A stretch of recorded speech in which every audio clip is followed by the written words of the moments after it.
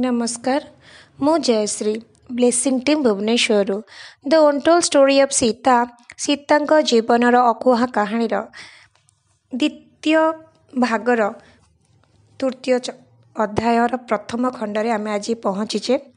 एथिरे सोमस ट्रेल अर्थात सोमांकर कहानी विषय जानिबा। रात्रि रे अनुसया गभीर निदर शोई पड़थिले। से दिन सकाळर कଅଁଳ सूर्य किरण कुड़िया भितर को पशिबारु आखि फिटिला। सेतेबेलकु माँ प्रस्तुत हो सारी आश्रम किंतु खाद्य दुई थर मिलुला, भोर समय एवं संध्या पूर्वर। तेणु से माने भोकर चिंता न करी सीधा सीधा समा पाखक चलिले। समा कुड़िया किंतु समा नथिले। किछि क्षण परे एक खुशीर स्वर बाहर शुणागला। मु केबेठु तम अपेक्षारे थिली। मु तुम मानक पई भजन प्रस्तुत करुछि। तुमे सारा दिन भोकरे रुह, एथिरे माता केबे भी स्वीकृति देबे नाही। ए स्वर सोमाकर ही थिला। अनुसयाଙ୍କ माँ कहिले, आपण को आमे केबे भी कष्ट देबाकू चाहुनु। इते गरम रे भी आपण आम मानक पई खाद्य प्रस्तुत करिसंती। एकथा शुणी सोमा अति स्नेहरे कहिले, तुमे बुझी पारिबनी एहा मो पई केते आनंदर कथा।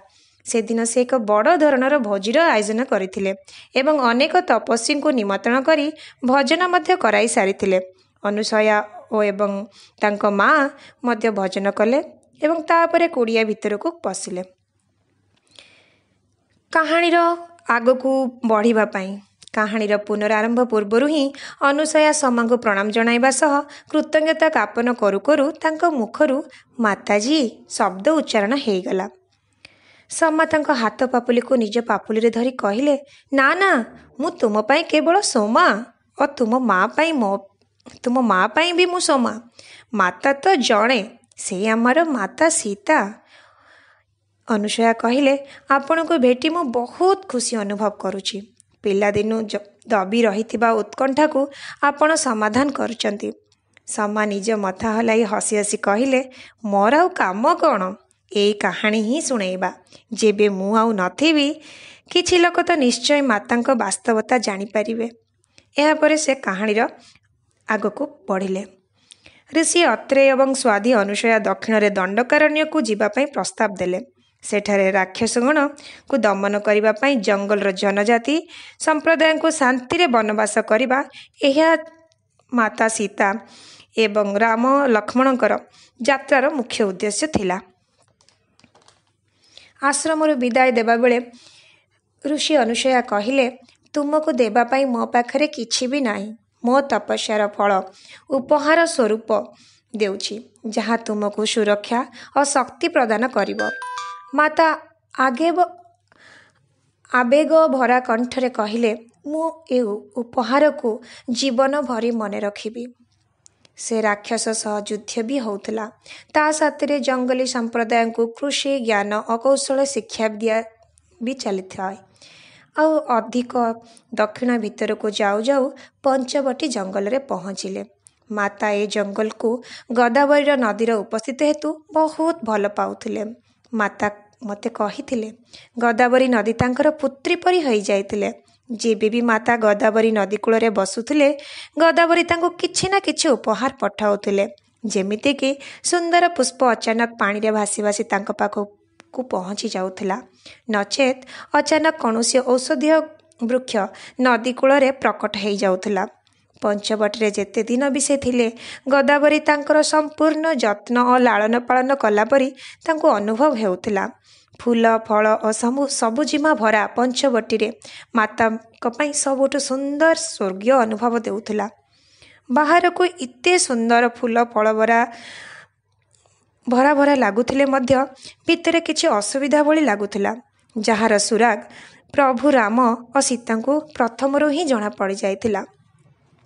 शीघ्र ही निजर रहिबा पई कुड़िया निर्माण करथिले एवं सेठारे बास करुथुबा साधु माने तांको भेटिबाकू आसिले तथा से स्थानर उपजुथिबा समस्या विषय जणाइले जे ताहा रावण पई एक विशेष स्थान अटे। तांकर सेना माने मझिरे मझिरे एठाको आसी एठारे प्राकृतिक संपद को लुटि नहीं जाउथिले, ଯେବେ କିଏ ବି ଏହାର ବିରୋଧ କରୁଥିଲା ପୁରା ସମ୍ପ୍ରଦାୟକୁ ସେମାନେ ଦଣ୍ଡ ଦେଉଥିଲେ। ଏମିତିକି ନିଜ ବଳ ଦ୍ୱାରା ନଦୀର ପାଣିକୁ ଶୁଖାଇ ଦେଉଥିଲେ।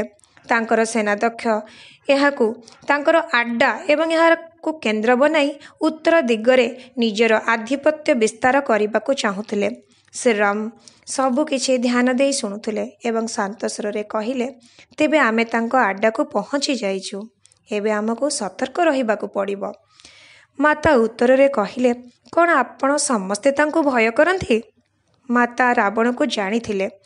ବାବା ଜନକଙ୍କ ଠାରୁ ଶିବଧନୁକୁ ମାଗିବା ପାଇଁ ଆସିଥିଲା, କିନ୍ତୁ ସେତେବେଳେ ସେ ତ ଏତେ ଶକ୍ତିଶାଳୀ ନଥିଲା ଏବଂ ସେଥିପାଇଁ ସେଠାରୁ ତାକୁ ଅପମାନିତ ହୋଇ ଫେରିବାକୁ ପଡ଼ିଥିଲା। କ'ଣ ତାଙ୍କୁ ମନ୍ତ୍ର ଦ୍ୱାରା ତଡ଼ି ହେବନି? ଏହାପରେ ଜଣେ ସାଧୁ ତାଙ୍କୁ କହିଲେ, ସେହି ଏକମାତ୍ର ଯିଏ ସବୁ ମନ୍ତ୍ରକୁ ଖଣ୍ଡନ କରିବାର ଶକ୍ତି ଧାରଣ କରିଛନ୍ତି। ତାଙ୍କ ସେନାଧ୍ୟକ୍ଷ ମାଧ୍ୟମରେ ସେ ପୁରା ଜଙ୍ଗଲକୁ ଅକ୍ତିଆର କରିସାରିଛି। ଜଙ୍ଗଲର ପଶୁ ପକ୍ଷୀକୁ ହତ୍ୟା କରିବା, ଜଙ୍ଗଲର ସବୁଜିମାକୁ ନଷ୍ଟ କରିବା ସହ ଏଠାକାର ନାରୀମାନଙ୍କୁ ମଧ୍ୟ ବଳପୂର୍ବକ ହରଣ କରି ନେଇ ଯାଉଛନ୍ତି। ଆମର କୌଣସି ମନ୍ତ୍ର କିମ୍ବା ଶସ୍ତ୍ର କିଛି ବି କରିପାରୁନି। ଏହା ପ୍ରତୀୟମାନ ହେଉଛି ସେମାନେ ଦେବତାଙ୍କଠୁ ବି ଅଧିକ ଶକ୍ତିଶାଳୀ ହୋଇପଡ଼ିଛନ୍ତି। ସେମାନେ ଦେବତାଙ୍କୁ ବି ଧମକ ଦେଇଛନ୍ତି ଯେ ସେ ସୂର୍ଯ୍ୟକୁ ଜଳାଇ ଦେବେ, ଶସ୍ତ୍ରରେ ଚନ୍ଦ୍ରକୁ ଉଡ଼ାଇ ଦେବେ। ଆମେ ସର୍ବଦା ଭୟଭୀତ ହୋଇ ରହୁଛୁ। ପୁରା ଧରିତ୍ରୀ ସେ କ'ଣ ବି କରିଦେଇପାରେ, ଏମିତିକି ସୌରମଣ୍ଡଳକୁ ମଧ୍ୟ ନାରଖାର କରିଦେଇପାରିବ। ଆମେ ଏହା ବିଶ୍ୱାସ ବି କରୁଛୁ, କାରଣ ତା'ର ଛବି ଆମେ ନିଜ ଆଖିରେ ଦେଖି ଆସିଅଛୁ। ମାତା ସୀତା ସଙ୍କଟପୂର୍ଣ୍ଣ ଦୃଷ୍ଟିରେ ପ୍ରଭୁ ରାମଙ୍କୁ ଦେଖୁଥିଲେ, କିନ୍ତୁ ସେ ପୂର୍ବପରି ଶାନ୍ତ ହୋଇ ଶୁଣି ଅତି କୋମଳତା ସହ କହିଲେ, ଆପଣମାନେ ଭୟଭୀତ ହୁଅନ୍ତୁ ନାହିଁ। ଏହି କାରଣ ପାଇଁ ଆମେ ଏଠାକୁ ଆସିଛୁ।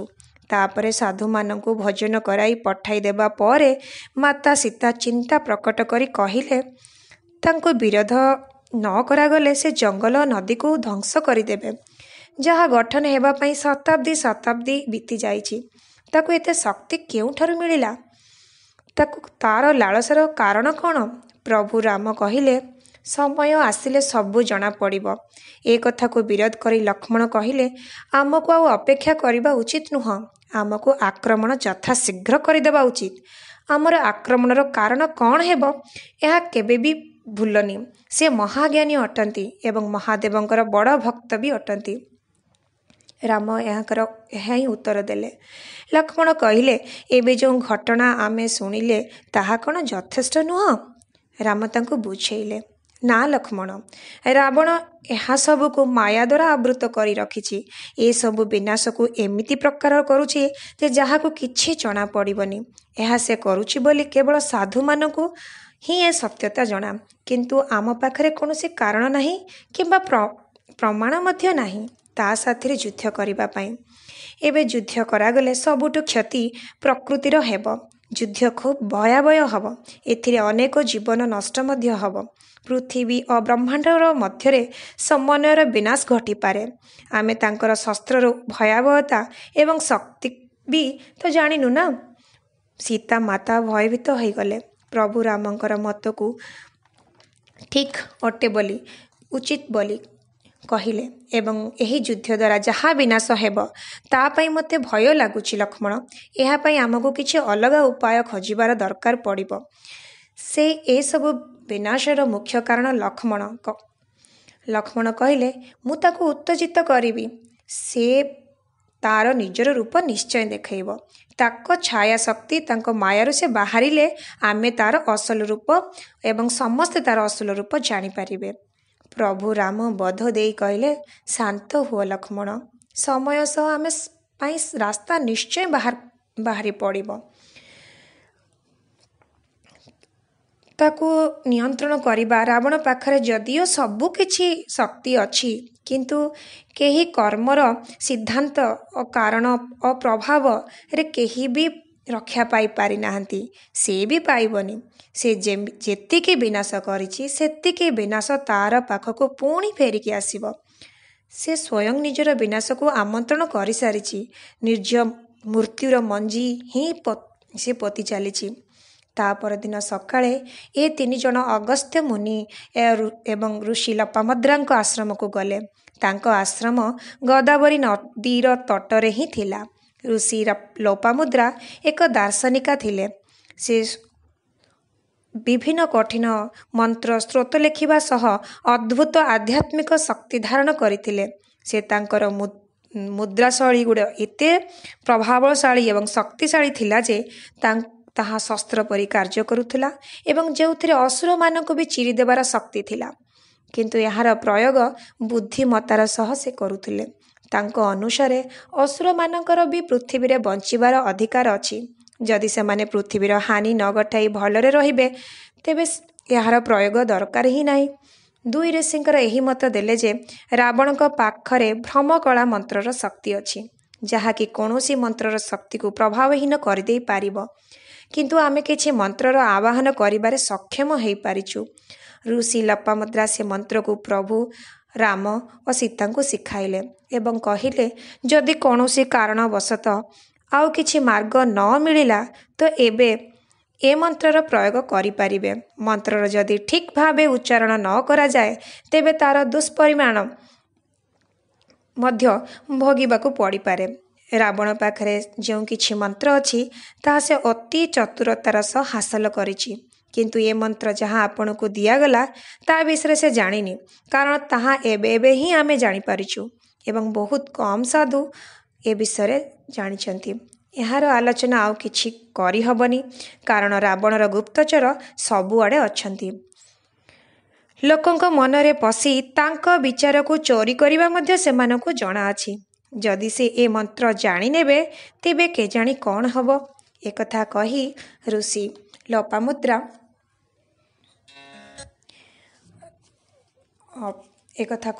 ଲୋପାମୁଦ୍ରା ଚୁପ୍ ରହିଲେ। ରାମ ସୀତା ଦୁହେଁ ଦୁହିଁଙ୍କୁ ଚାହିଁ କହିଲେ, ଏ ମନ୍ତ୍ର ଆମ ମନର କେଉଁ କୋଣର ଗୁପ୍ତ ହୋଇ ରହିଲା। ନିତ୍ୟାନ୍ତ ଆବଶ୍ୟକ ହେଲେ ହିଁ ଏହାର ପ୍ରୟୋଗ ହେବ। ବନବାସ ସରିବାର ଆଉ ମାତ୍ର 1 ବର୍ଷ ବାକି ଥିଲା। ମାତା ପଞ୍ଚବଟୀରେ ପହଞ୍ଚି ଭାବୁଥିଲେ ଏଠାରେ ତାଙ୍କର ବିଶ୍ରାମର ବର୍ଷ ହେବ ଏବଂ ଏଥିରେ ଖୁସିରେ ଦିନ ସବୁ କଟିଯିବ। କିନ୍ତୁ ଜଣେ ତପସ୍ୱୀ ତାଙ୍କୁ ଭବିଷ୍ୟବାଣୀ କହିଥିଲେ, ବନବାସର ଶେଷ ବର୍ଷ ଭୀଷଣ କଠିନ ତଥା ଭୟଙ୍କର ହେବ। ଏହି ଚେତାବନୀ ଜାଣି ରାମ ଓ ସୀତା ଲକ୍ଷ୍ମଣଙ୍କୁ ସତର୍କରେ ରହିବାକୁ କହିଲେ। ମାତା ସୀତାଙ୍କୁ ଆକଟ କରି କହିଲେ, ମୁଁ ଜାଣେ ତୁମେ ପ୍ରକୃତିକୁ ବହୁତ ଭଲ ପାଅ, ତେଣୁ ଏକା ଏକା ଘୁରି ବୁଲୁଥାଅ, କିନ୍ତୁ ଏଠାରେ ତୁମେ ଏକାକୀ କେଉଁଠାକୁ ବି ଯିବନି। ମାତା ଏଥିରେ ସହମତ ହୋଇ କେବଳ ଗୋଦାବରୀ ତଟ ପର୍ଯ୍ୟନ୍ତ ହିଁ ଯାଉଥିଲେ। କିଛିଦିନ ପରେ ରାବଣର ଏକ ସୈନିକକୁ ରାମ ହତ୍ୟା କଲେ। ତାପରେ ଆଉ ଜଣେ ମଧ୍ୟ ଆସିଲେ, ସେ ବି ମୃତ୍ୟୁବରଣ କଲା। କିନ୍ତୁ ପ୍ରଭୁ ରାମ ଜାଣିପାରିଥିଲେ ସେମାନଙ୍କର ଶସ୍ତ୍ର ସମ୍ପୂର୍ଣ୍ଣ ଅଲଗା ଥିଲା, ଯାହାର ପ୍ରୟୋଗ ବି ସେ ଜାଣିନଥିଲେ। ଏଥିରେ ମାତା ସୀତାଙ୍କର ଏବଂ ପ୍ରଭୁ ରାମଙ୍କର ଚିନ୍ତା ମଧ୍ୟ ବଢ଼ିଯାଇଥିଲା। ତେବେ କାହାଣୀର ଆଜି ପାଇଁ ଏତିକି। ଆଗକୁ ପୁଣି ଥରେ ଭେଟିବା, କଥା ହେବା। ନମସ୍କାର।